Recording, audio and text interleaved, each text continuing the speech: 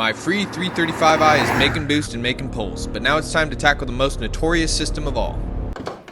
The cooling system. Let's get this pig up in the air, throw some pressure in the cooling system, and see what we're working with. 15, 16 PSI is usually a safe number.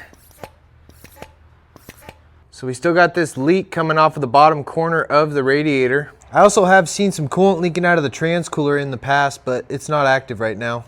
And we got some leaking coming from this hose off the bottom of the upper radiator hose. That is for the heater core, and I've also seen some evidence of that thing leaking back here against the firewall, so we'll get that swapped out too. But so far, only one leak showing at the radiator. For parts today, we got a Molly Bear OEM radiator. We have a Febby lower hose. We have a Rhine upper hose. We have a Rhine expansion tank hose. We have a genuine BMW heater hose. Then I also got a aluminum Euro Mickey Mouse coolant flange set. I got a used transcooler because I thought that other one was leaking. And we're gonna throw in these two wastegate solenoids as well. Let's get this party started.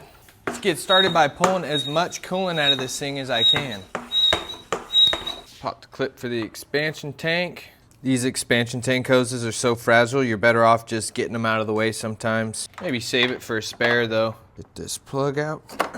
This Torx out of here. Got it.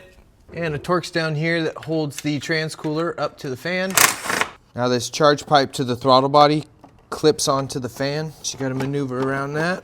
This cooling fan kind of sucks. It's one of the joys of N54 ownership. Yeah, I think the hose connection on that transcooler's leaking, so we'll have to take it apart. When I get to this point, my main goal is trying to catch as much coolant as possible. So I think I'm gonna get a 5-gallon bucket under here, pop this coolant hose, go into the transcooler, and try to capture it that way. Oh yeah, clean release, baby. No spillage. I think it's this hose right here, and this O-ring is bad, and this hose gets cocked when it's not mounted up, and it leaks a little bit. Now you can tackle these types of repairs without repair instructions. Just start disconnecting every hose that you see going to the radiator, look for the hardware, yank it all out, try to put it back in the same way. All right, now we'll work on the upper radiator hose, lower radiator hose.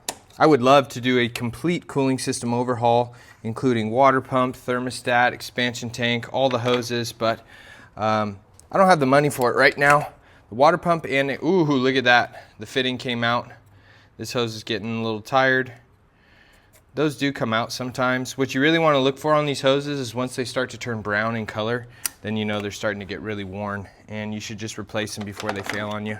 If the water pump and thermostat fail in the future, which they probably will, I'll replace them when that time comes. And I'm pretty good at doing them with the subframe still up, so ain't no big deal. I just don't want to spend too much money on the cooling system right now. We got a lot of other things on this car we need to fix too. Pull this heater hose off of our upper, because we're going to be replacing both of these. Because I'm replacing the radiator, I don't have to be as careful, but when I do take these hoses off, I'll just take like a pry bar and lever out and then just wiggle up and down. Cooling systems get messy. There's really not much you can do to prevent it. One more small coolant hose. All right, and then there should be 2 bolts for this radiator. One up here in the top corner, which has been touched and replaced. A Phillips in there, and this one's a Torx, like it should be. This job so far, I've only taken out 4 screws. 2 for the fan, 2 for the radiator. Probably gonna have to pull your underbody panel too, but I don't have one. All right, now the radiator comes out. Just peel it forward a little bit, and it's probably gonna spill a lot once you do this part. Give her a little wiggle. See if I can give myself a little more room by unbolting this charge pipe that goes to the throttle body. Dang, my chickens keep fighting, dude. My chickens keep bullying each other. It makes me sad. I got your back, Patty. My white chicken Patty, she used to be kind of the bitch of the flock, and now she's just getting bullied by all the other chickens. She comes out into the run, and they literally like pin her down and peck her neck and her head, and she's missing some feathers now because she's just getting bullied so hard, and it just makes me really sad. I want them to get along. I should have taken this hose off. It's got a little Torx screw that's a real pain in the ass to get to. Then you got to let the radiator drain as you pull it up. This is our problem hose going to the trans cooler. The O-ring looks okay. Try to just maybe lube it up, flip the O-ring. But here's our old radiator, and right here is our leak location. Super common, right along the seam. Happens all the time. Now when BMW cooling systems are working good, they're phenomenal, but I swear they're designed to break every 60,000 miles, and they are super problematic, really high maintenance item. Every single one of these cars is gonna get at least one radiator in their lifetime, pretty much guaranteed. So let's keep getting this thing buttoned up. Pop off this lower hose. I can feel the clip. See if we can wiggle this lower hose off. It's never a clean job working on these cooling systems. Always extra messy. This one goes behind the AC line. There you go, nice oil saturated clip there on the bottom. All right, let's knock out this Mickey Mouse hose. So deep. Now this already had an aluminum flange on it, but it was older. I didn't trust the O-ring. Factory O-rings wouldn't fit. So I just said, hey, it's like $5, let's swap it. Just lever that puppy out. And that O-ring on there is just super, super flat. These are some pretty slick hose clamp pliers I have, and they have a notch cut there and there to bite on these pressure style hose clamps. I also want to get this one off. It was just floating on the hose, not being used. See how nice that those bite into the grooves? Makes it way easier to handle these hose clamps, because these clamps suck. That's what we're looking for an O-ring. Nice and round. Hit it with some Sil-Glyde, get her lubed up. Maybe a little touch on this side too. And then I cleaned this port out last time I did it, but I'm just gonna give it a quick wipe with a rag. Make sure that my mating surface looks clean. Clean mating surface, baby. Now I wanna pre-mount this hose in the clamp, because it's gonna be real tough to get this hose clamp back on with it mounted up. That angle looks good. We want to make sure this hose clamp isn't getting in the way of our bolt heads too. Boom, that's a really nice fit. I'm just gonna snug these 10s up with the 1/4 inch ratchet, nothing crazy. Just a little good and tight. All right, I think getting the lower radiator hose prepped up is next. All right, I'm gonna wipe off the thermostat for this lower radiator hose. Just make sure that connection's clean. We got our Febby lower radiator hose. Now you don't have to do this hose first. I'm just trying to do what works best, you know? It's easier to get access down to that thermostat connection with the radiator out of there.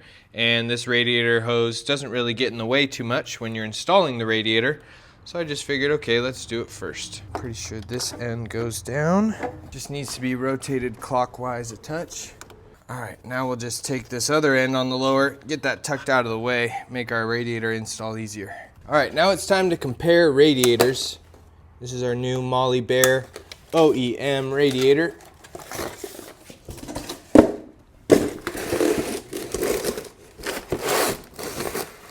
These ones don't have a drain petcock, so we don't have to worry about swapping that out, but we do need to swap this fitting and this fitting over. If you want to do this job better than me, go on Real OEM, punch in your VIN number, and then order this O-ring and that O-ring, and maybe even the O-rings on the other sides of these hoses.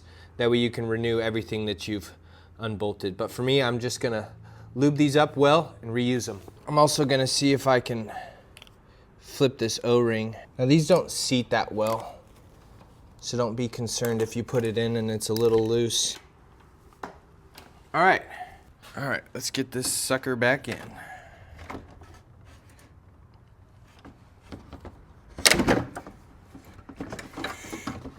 There we go, driver's side goes in first.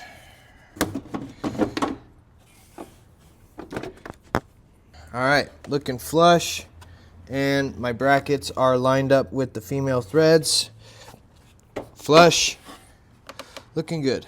All right, I swapped that Phillips out with a proper E-Torx. That way everything matches.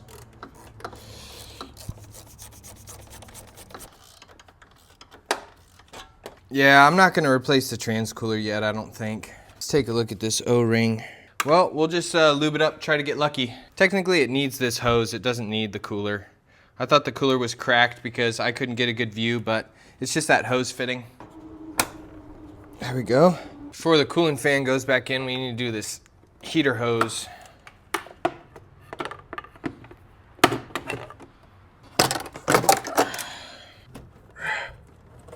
Hey, it didn't leak.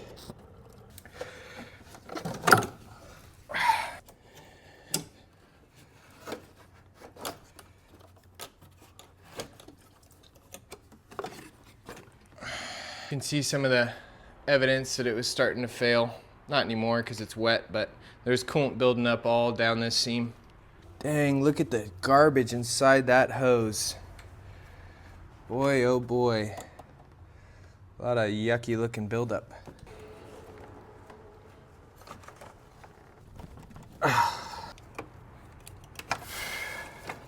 Now we can put the cooling fan back in.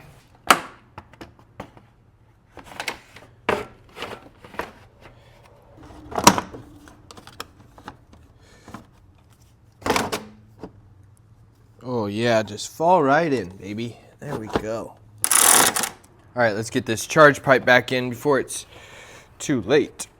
Maybe I should have put this in before. Hi, puppy. Come here. I love you. All right, now I gotta go down, get the hose on, get this clip on. All right, here I'm taking a piece of red Scotch-Brite. I'm just gonna scuff up this upper radiator hose real quick. Give it a little wipe, a little bit of lube on the upper radiator hose. Now I'll lube up all these connections except for this little nipple. Let's get this air box back in.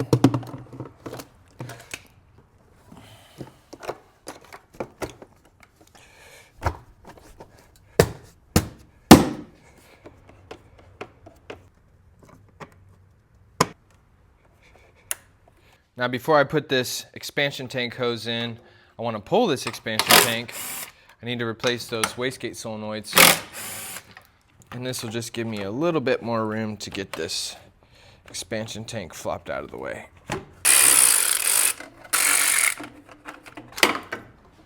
Sick. I got to give those old solenoids back to Kenny. He let me borrow them last video. But we got some freshies. Pureberg solenoids.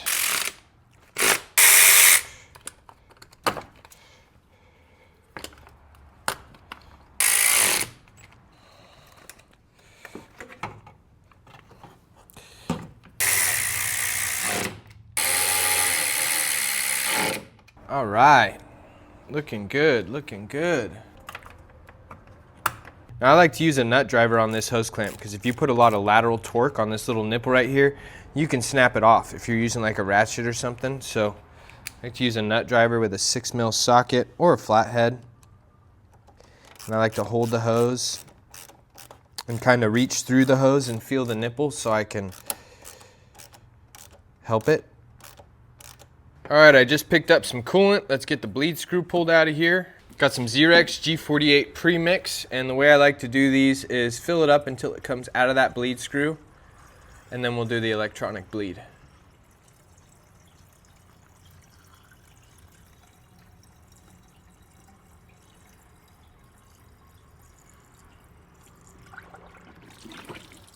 That should do it. We got fluid to the bleed screw. And when you bleed these, I take the cap, rest it on top because the electronic water pump will cause it to spray right here and it'll hit that level indicator and it'll spray everywhere. I got some drippage here on the passenger side of the radiator, so I'm going to bypass the bleed and I'm going to put some pressure in it real quick. I really hope we don't have a leak. Everything went on smooth. Based off where it's coming from, it looks like it's the lower radiator hose connection or that other little tiny hose that's below it. Hope it doesn't get worse. Yeah, I think we got a leak. I can hear the drip speed up. I got 16 PSI in the system right now. Let's look for a drop and look for a leak. There's our leak.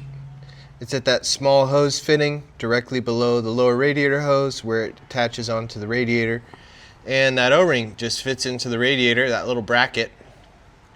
And it looks like that O-ring is damaged or not sealing right, so dang, that sucks. We're gonna lose all of our coolant. So I'll probably pull this charge pipe connector out, see if I can get access to that torque screw up there. All right, I'm gonna take the coolant fan out. I'm gonna need to.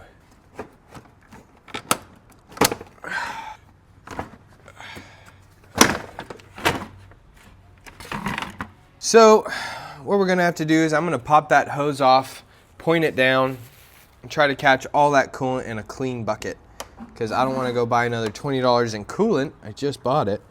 And then we'll try to see if I can swap out the O-ring or something. It's a good reminder that it's not a bad idea to pressure test without the cooling fan in there while you still got good access to all the hoses and things like that. But this cooling fan's kind of a pain in the ass. This is 16 quarts. This will get the job done. I'm only popping the hose that I need to work on. That's the problem hose. That's the problem fitting. Nice clean release into the bucket down below. Now the real question is, how are we gonna fix this? So my game plan is pick this O-ring out, find another O-ring around here that matches the size. I am definitely not gonna order an O-ring because I want this car running and driving today. Let's see if this expansion tank hose O-ring. No, that's a little too small. I do have a box of assorted O-rings here that I bought at Ace. I've never really used them because I don't really trust just random hardware store O-rings. But we're gonna have to trust them today, because that's all I got, baby. That's a pretty good match right there. Yeah, let's try this one. It's a little thicker, so it'll have a little bit more meat. All right, let's roll the dice with this one. Definitely pressure test it before we put it back together.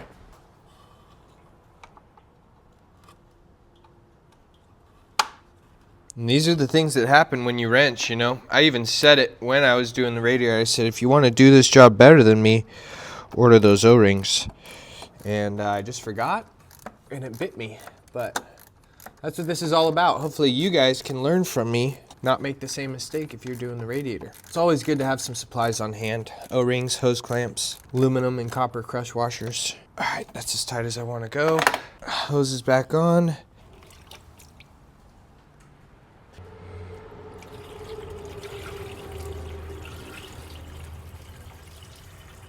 Nice pour, Alec.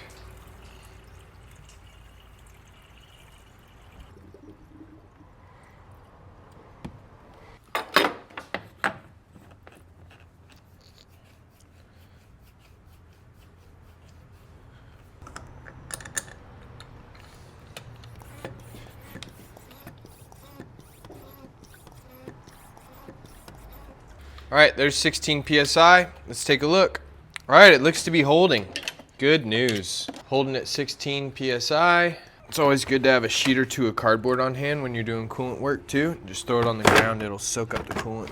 And just throw it in the trash. Beats wasting a bunch of rags. I like to release the pressure on these slow. If you do it fast, it'll just explode out through the cap. Put a lot of bubbles into the system.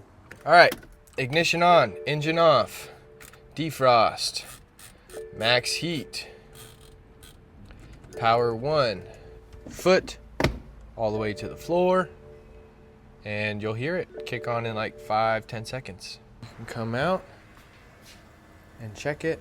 That's why I put the cap on right there.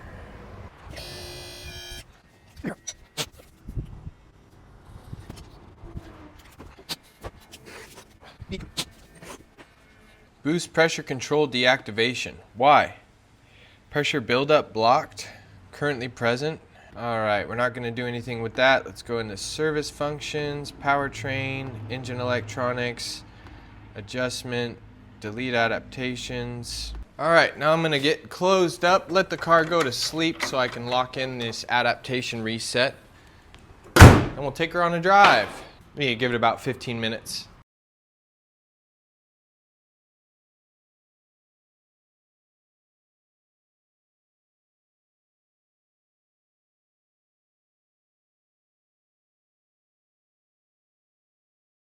All right, car just took a nice little nap. Let's take her on a drive, see how she performs. Sage, there you are. What are you doing? Come on, let's go for a ride. Good girl.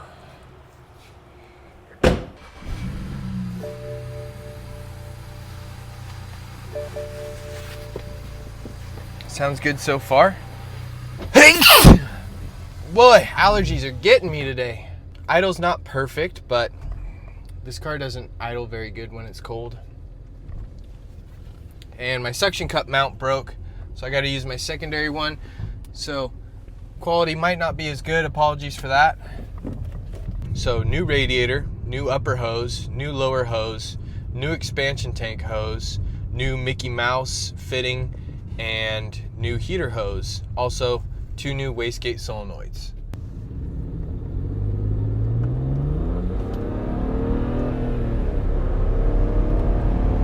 Yeah, buddy. Driving good. Pulling good. No faults. Love to see it.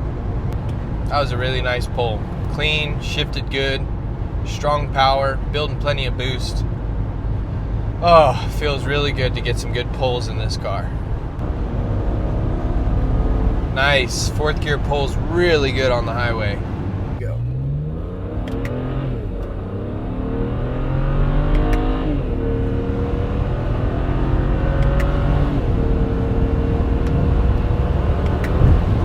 Jeez, this car is fast.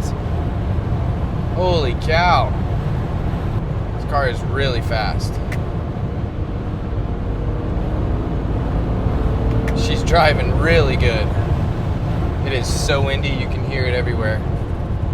All right, one more pull. You know, I don't mind that this car is an automatic. I'm not the best at driving manual. I'm decent, but to really get a smooth shift in those power bands, it takes experience. But you can just smash through them with the paddle shifters. All right, one more time, starting from 2nd gear.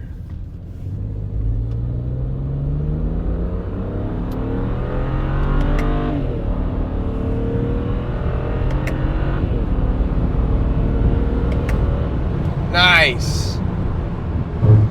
Oh, glad we're not getting faults on the boost. It's great news.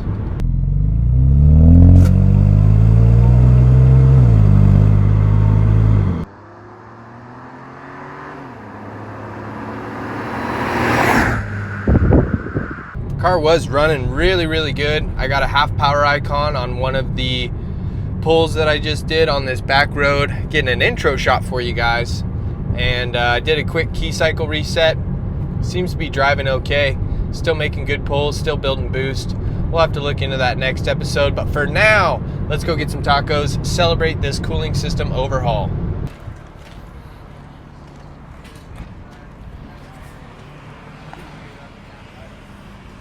Hey man. How you doing, man? Good, how are you? Good.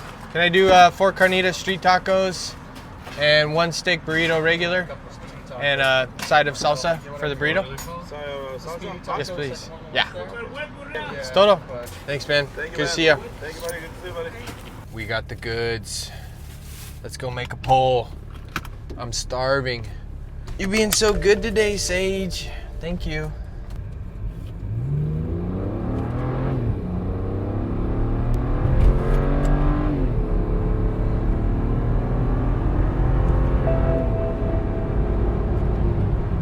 Oh, half power icon, man. All right, I'm plugged into ISTA. Let's see what happened. Also, I cannot wait any longer. I am dying of starvation. Your boy needs a taco. Stat. Give me that taco. Oh yeah. Oh yeah. Your boy loves street tacos.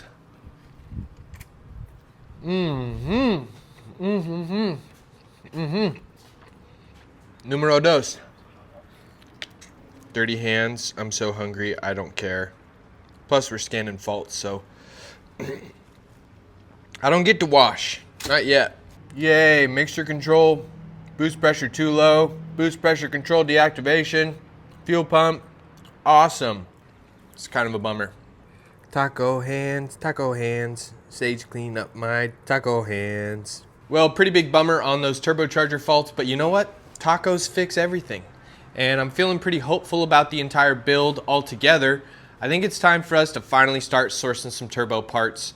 So I have the turbos, I need to order the entire gasket kit, and I need to order 4 coolant lines and 4 oil lines, 2 feeds, 2 drains for each. It's gonna be about $1,000. I was trying to put it off as long as I could, but this fault keeps coming back, I think the bushing inside that wastegate's worn out. They're making noise. They need to get replaced because they're already making noise. So let's just do it so this fault never comes back. Well, gang, I think that's gonna wrap this one up. If you'd like to stay tuned on my free BMW 335i build, be sure to subscribe to the channel or turn on notifications. I hope you enjoyed it. I hope you learned something new. And as always, folks, I will see you on my next day off. Cheers, everybody.